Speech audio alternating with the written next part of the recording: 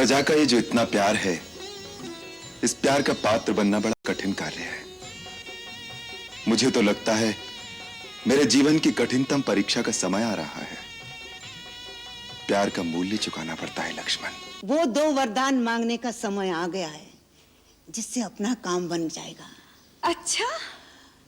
तुम्हारी पहली मांग रहेगी राम के जगह भरत का राज तिलक।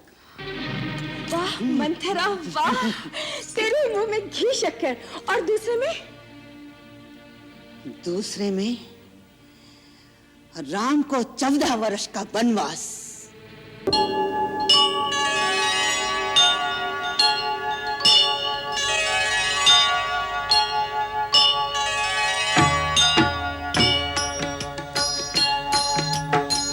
सीताराम चरित अति पावन, मधुर सरस अरु अति मन भावन।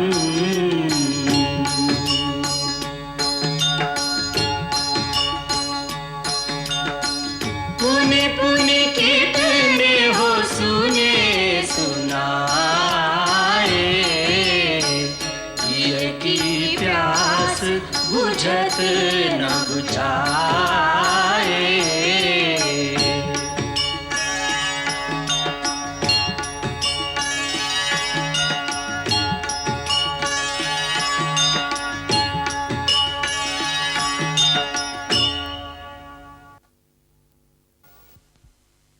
सावधान सावधान, अयोध्यापति सूर्यवंशी राजा रामचंद्र पधार रहे हैं।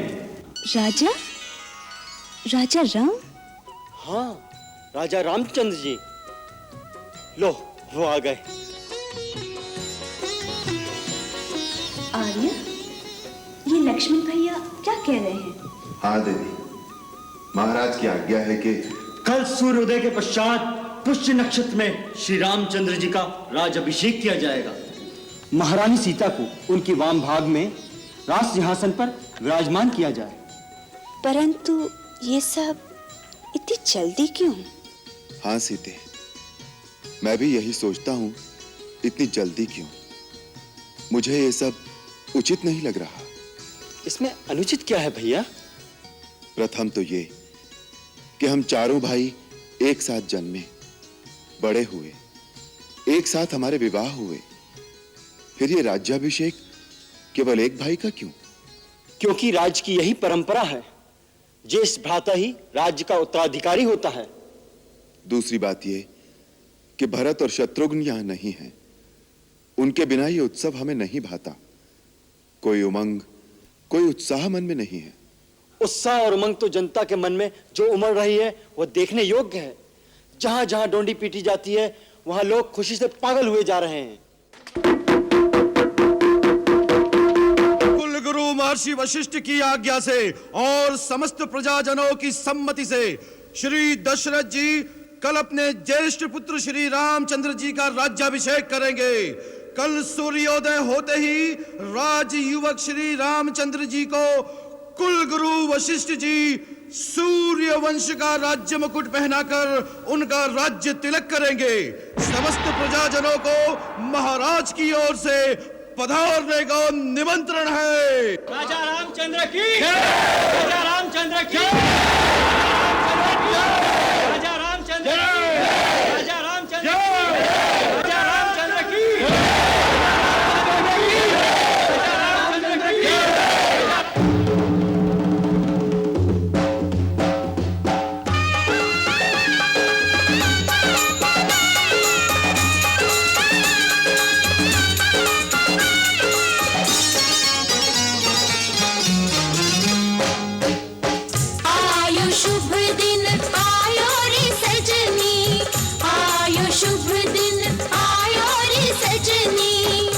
घर बजत बधैया अवध में, घर घर बजत बधैया अवध में, चौदिसी आनंद छायो रे सजनी। आयो शुभ दिन आयो रे सजनी, आयो शुभ दिन आयो रे सजनी।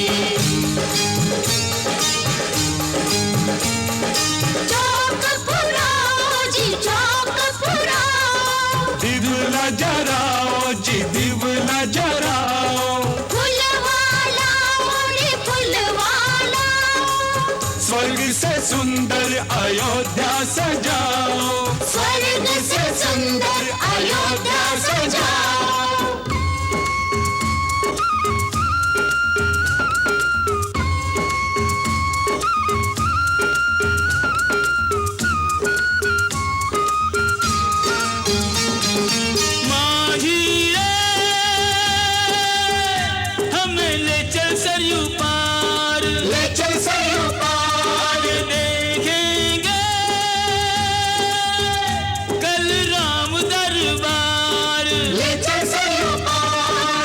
देखेंगे वो दरबार की शोभा, देखेंगे वो दरबार की शोभा, पुण्य जिन्होंने कमायो री सजनी। आयो शुभ दिन आयो रे सजनी, आयो शुभ दिन आयो रे सजनी।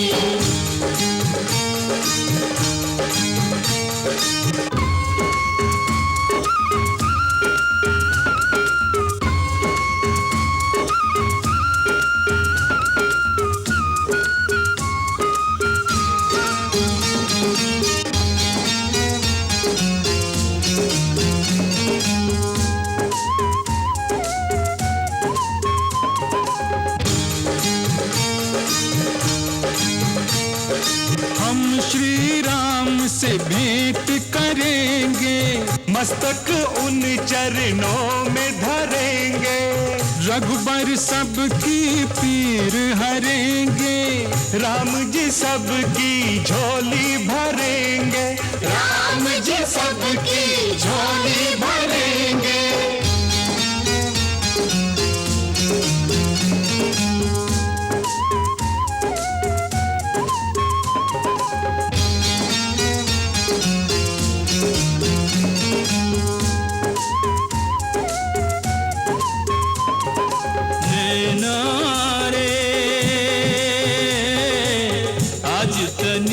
खुल जइयो राज तिलक रघुवर को दिखाए के, फिर चाहे मुद जइयो नैना रे,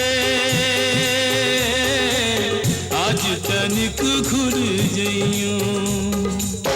आज की रैन कटे नहीं काटे, आज की रैन कटे नहीं काटे, सबको मन अकुलायो रे सजनी। आयो शुभ दिन आयो रे सजनी, आयो शुभ दिन आयो रे सजनी।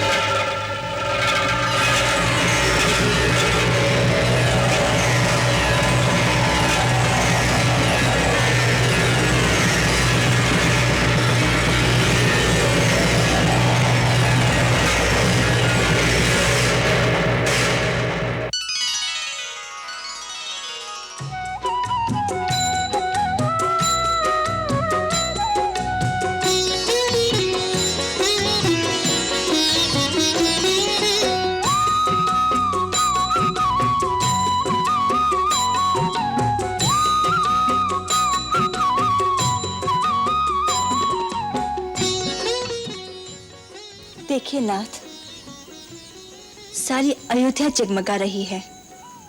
हाँ सीते। भैया भैया भाभी, अयोध्या की गली गली चौक चौक में मैं घूम कर आया हूँ। नगर के किसी भी कोने में अंधेरे के लिए कोई स्थान नहीं। हाँ जीजी, राजमहल को भी दुल्हन की तरह सजाया जा रहा है। अच्छा देखो देखो देखो भैया, प्रजा ने कितने दीपक जलाए हुए हैं। इससे पता लगता है प्रजा आपको कितना प्यार करती है। लक्ष्मण, प्रजा का ये जो इतना प्यार है, इस प्यार का पात्र बनना बड़ा कठिन कार्य है। मुझे तो लगता है मेरे जीवन की कठिनतम परीक्षा का समय आ रहा है। प्यार का मूल्य चुकाना पड़ता है लक्ष्मण।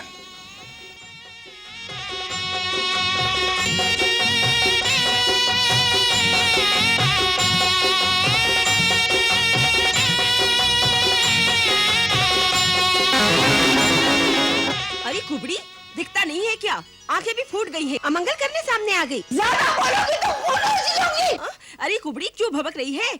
आज तो हंसी और खुशी का दिन है। काहे की खुशी, काहे की खुशी? अरे बुढ़िया, आज हमारे राम राजा बनेंगे, राजा। अरे चल, ये तो रोती ही रहेगी। राम राजा बनेगा? अरे यही तो दुखड़ा है। सांप लौट रहा है छाती पर, सांप।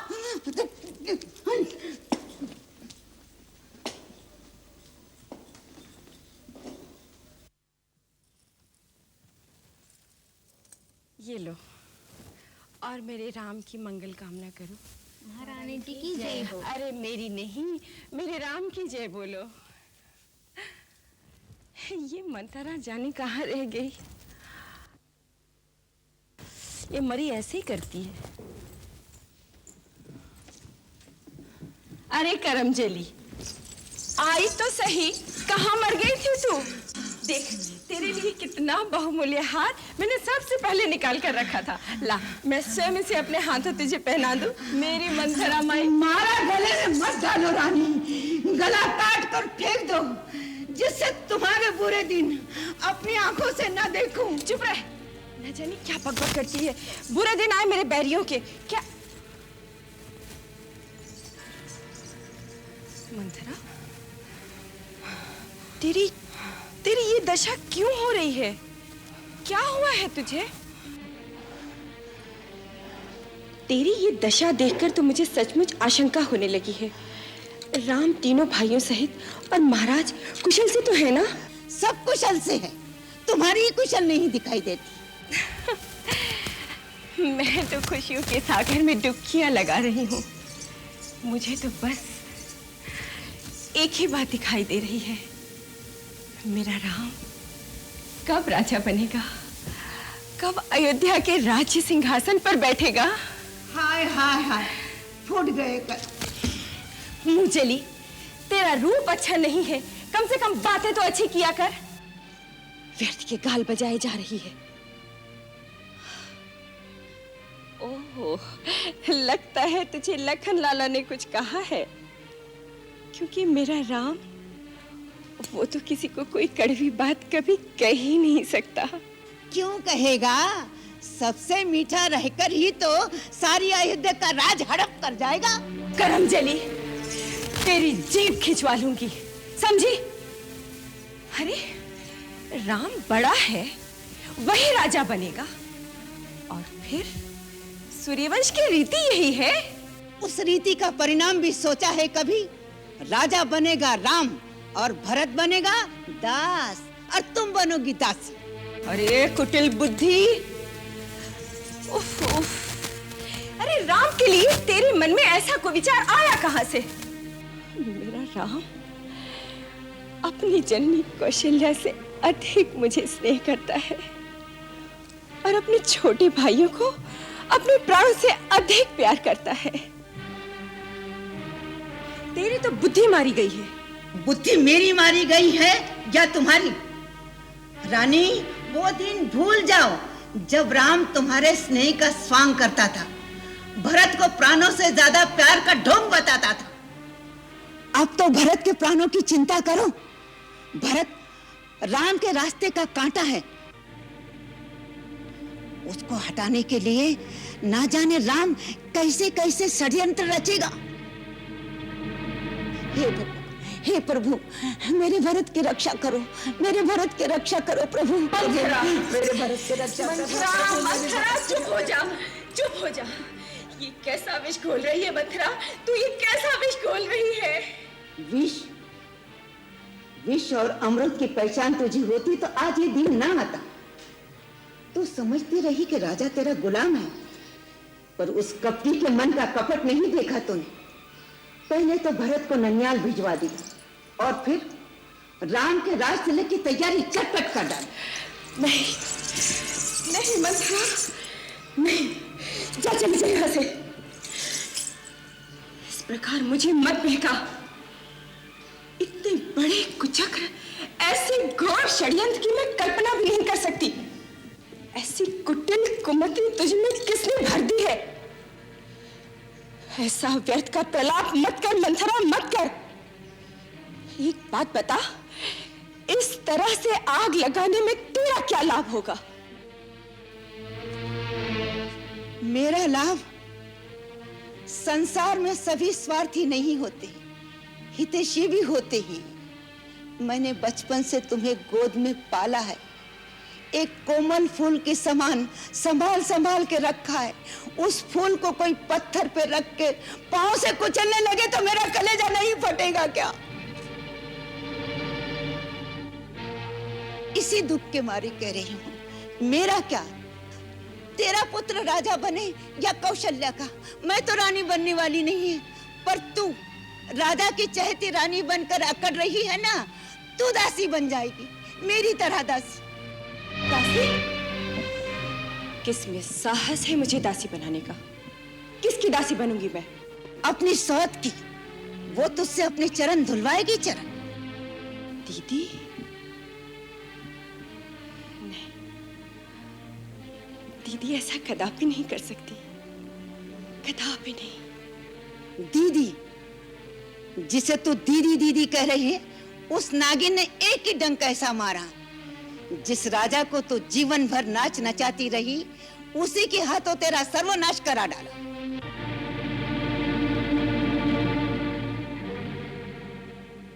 राम के राज तिलक की घोषणा से पहले राजा ने इस बात की तेरे कान पे भनक भी पड़ने दी।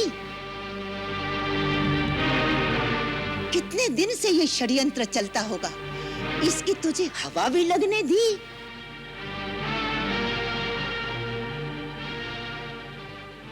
मेरी भोली रानी, तू सौत का विष नहीं जानती। सौत मिट्टी की भी हो, वो भी जहरीली नागन होती है। कभी कभी कोई स्वार्थ हृदय में ऐसी अगन लगाए, धर्म न्याय कर्तव्य उचित अनुचित सब कुछ खो जाए।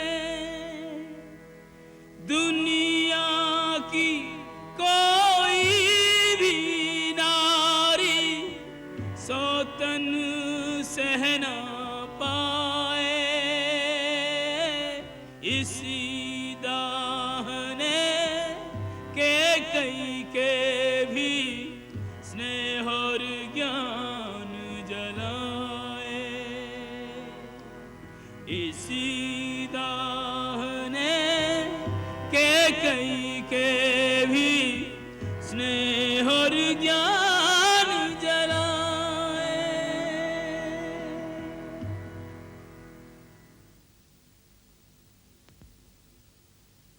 नहीं, मैं किसी की दासी नहीं बनूंगी। सौत की दासी बनने से पहले मैं विषपान करके मर जाऊंगी, लेकिन किसी की दासी नहीं बनूंगी, कदापि नहीं। मरने की क्यों सोचती है मूर्ख? जीतने की सोच। ये सोच कि सौत की जीती हुई बाजू कैसे पलट जाए, राम की जगह तेरा बेटा राजा बने। मंथरा, अब ये झूठे सपने क्यों दिखा रही है? कल भोर होते ही राम राजा बन जाएगा। कल में और आज में अभी एक रात बाकी है। एक रात में क्या हो सकता है? प्रलय। प्रलय? प्रलय तो एक क्षण में होती है, हमारे पास तो रात बाकी है।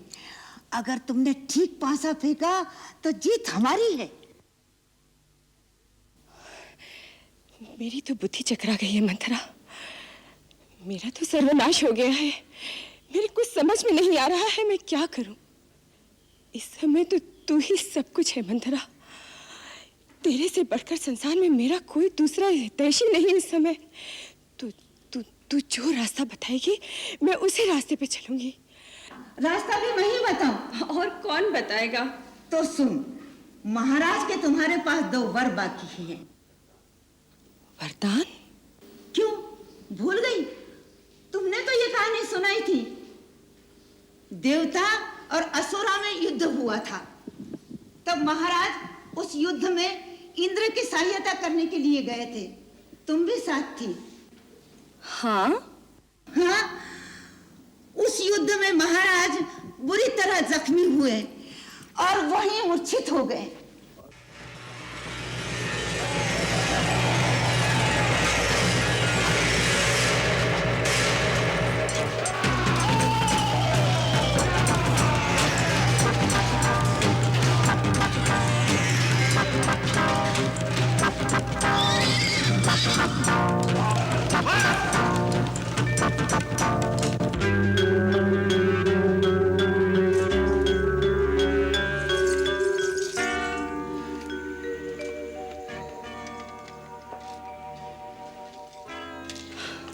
महाराज, महाराज, आंखें खोलिए।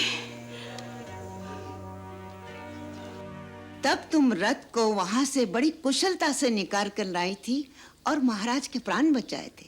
राजा के शरीर में लगे हुए तीर तुमने निकाले थे और उनके प्राणों की रक्षा की थी। और तब राजा ने प्रसन्न होकर कहा, मेरी रानी, मैं तुम्हें 2 वरदान देता हूं, मांग लो क्या मांगना है। तुमने कहा था फिर कभी मांग लूंगी। वो 2 वरदान मांगने का समय आ गया है, जिससे अपना काम बन जाएगा। अच्छा, तुम्हारी पहली मांग रहेगी राम के जगह भरत का राज तिलक। वाह मंथरा, वाह, तेरे मुंह में घी शक्कर। और दूसरे में राम को 14 वर्ष का वनवास। राम को वनवास? परंतु राम को वनवास क्यों? पिघल गई ना। मंथरा, रूठ मत, मैं तो बड़ी नासमझ हूँ। मुझे समझाकर कहना, अवश्य ही इसमें कोई अच्छी बात होगी। ये मोह ममता का समय नहीं, कूटनीति का समय है। राम ने अयोध्या की प्रजा पर भी अपना जादू डाल रखा है। वो राम को लेकर विद्रोह कर सकते हैं। उस प्रजा को अपने वश में करने के लिए कुछ वर्ष लगेंगे कि नहीं? बोल, लगेंगे ना? 14 वर्ष में भरत राम की जगह अवध में अपना सिक्का जमा लेगा। बस बुला महाराज को इसी समय, बदल दे समय के धारा को, जीत ले बाजी।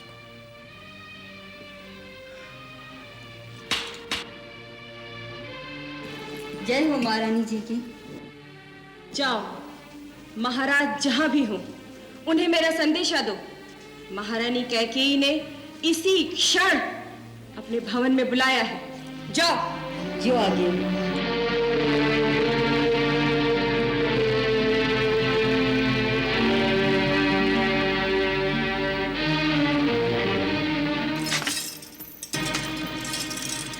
मैं महाराज के दर्शन करना चाहती हूँ इसी समय। इस समय किसी को अंदर जाने की आज्ञा नहीं है। महारानी कैकेयी का विशेष संदेश है। फिर भी नहीं। तुम्हारा ये साहस महारानी की दासी को रोक रहे हो, इसका परिणाम जानते हो? हम केवल राज आज्ञा का पालन जानते हैं। महाराज से निवेदन कर देना कि छोटी महारानी शीघ्र मिलना चाहती हैं।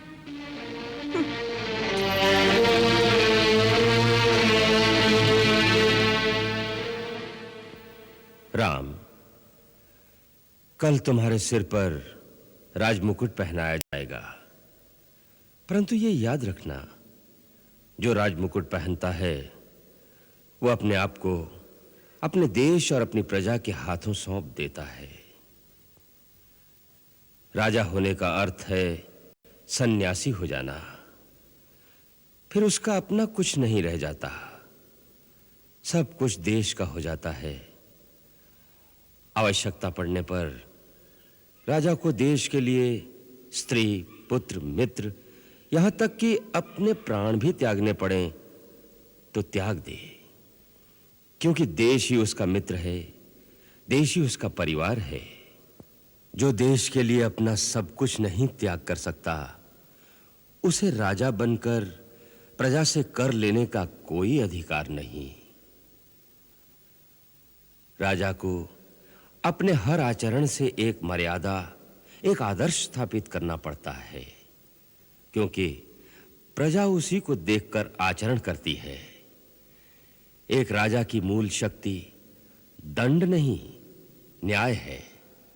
न्याय जो पक्षपात से रहित हो और जो संकुचित भी ना हो, क्योंकि न्याय करते हुए उदारता को भी नहीं छोड़ना चाहिए।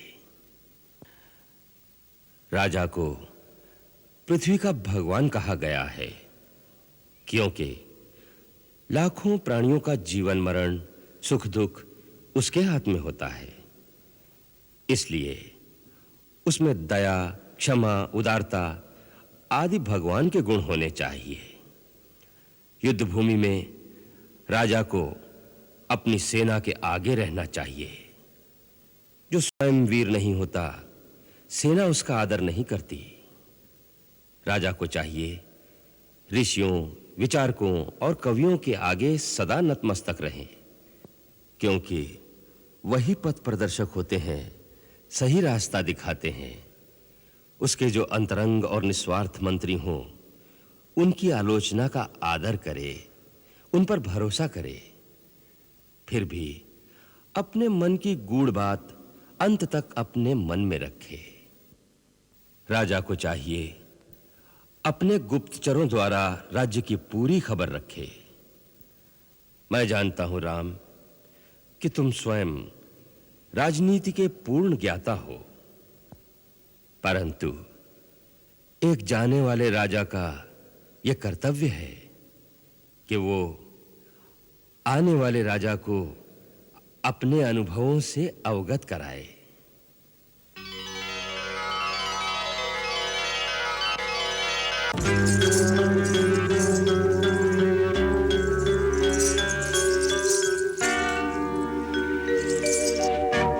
देख लिया, महारानी कई का संदेशा होते हुए भी दासी को महाराज के पास नहीं जाने दिया। अभी तो राम गद्दी पर बैठा ही नहीं तो ये हाल है। मैं भी देखती हूँ कैसे बैठता है वो राजगद्दी पर। यही तो देखना है कि ये उबाल महाराजा के मीठी मीठी बातों में कहीं ठंडा ना हो जाए। सावधान रानी, आज पति की चिकनी चुपड़ी बातों में फिसल गई तो जन्म भर कर्म फोड़ती रहोगी। अरे वो आए तो सही, पहले अपने दिए हुए वचन पूरे करवाऊंगी। हाँ, उतावले में बाजी हाथ से निकल जाएगी। उतावलापन कैसा मंत्रा, अब समय ही कहाँ है। फिर भी निशाना साध के तीर चलाना चाहिए। तो अब तू ही बता, मैं क्या करूं? इस समय तो सारी अयोध्या में तेरे सिवा मेरा और कोई नहीं। तू जिस रास्ते पर मुझे चलाएगी मंथरा, मैं उसी रास्ते पर चलूंगी। रास्ता तो एक ही है, त्रिया चरित्र। त्रिया चरित्र दिखाना है तो पूरी तरह दिखाना।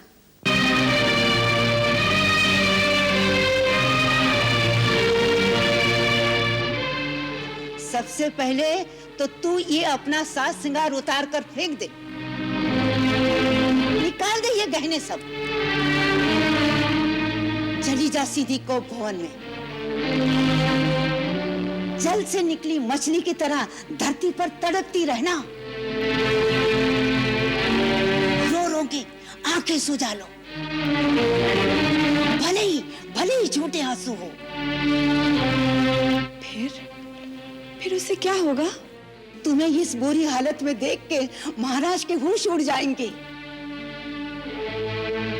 फिर वो तेरी मिन्नत करेंगे, तेरे पैरों पड़ेंगे। रानी, तेरी ये दशा क्यों है? तेरी ये हालत क्यों है रानी? अरे मेरे प्राणों से प्यारी, मुझसे बात तो करो। लेकिन सावधान, बात न करना, केवल आंसू बहाती रहना। लंबी लंबी आहें भरना। लेकिन प्राणनाथ को किसी बात का उत्तर मत देना। फिर मैं वो दोनों वर कब मांगूंगी? अरे बताती हूँ ना। देख, पहले ले लेना, राम की सौगंध उठवा लेना, फिर मन की बात कहना। राम की सौगंध जब तक ना उठाए अपनी मांग कदापि ना कहना। भूलना मत, याद रखना।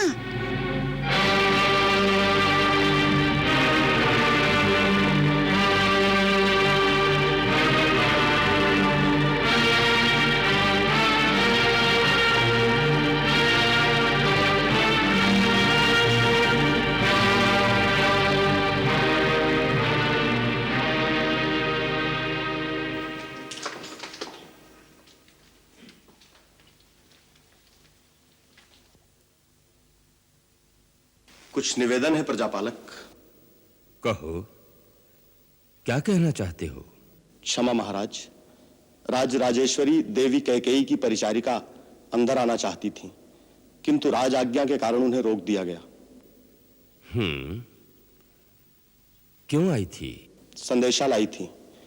महारानी जी श्री महाराज के इसी क्षण दर्शन करना चाहती। वत्स, तुम अपने कक्ष में चलो। गुरुदेव वशिष्ठ जी वहीं पधारेंगे। वो तुमसे और सीता से इस अवसर पर कुछ धार्मिक अनुष्ठान करवाना चाहते हैं। जो आज्ञा।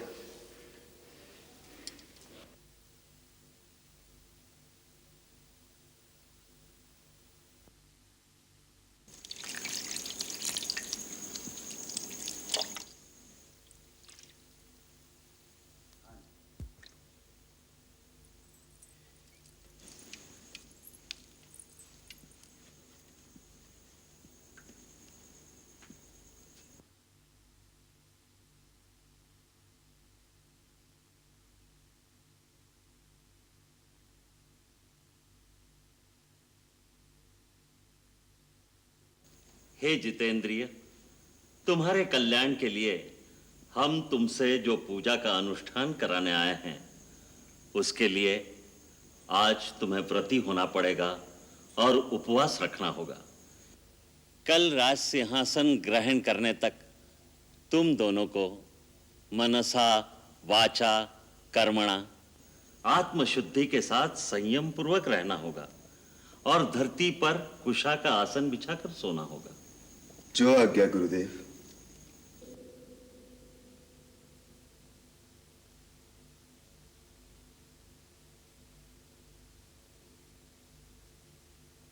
देवी,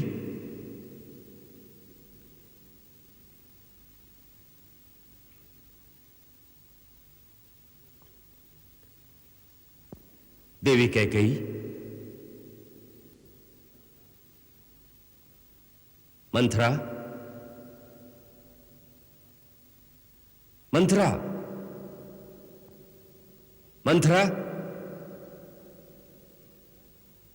मंथरा। जय हो महाराज। देवी कैकेयी दिखाई नहीं देती, कहाँ है वो? महारानी जी को भवन में चली गई हैं। भवन?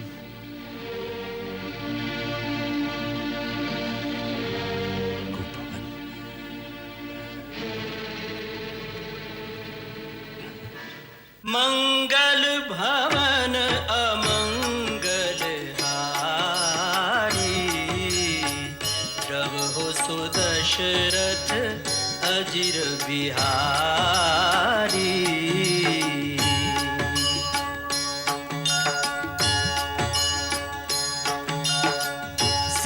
सीताराम चरित अति पावन, मधुर सरस अरु अति मन भावन।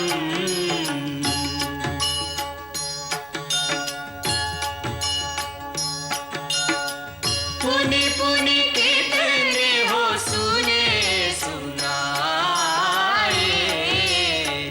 हिय की प्यास बुझत न बुझाए।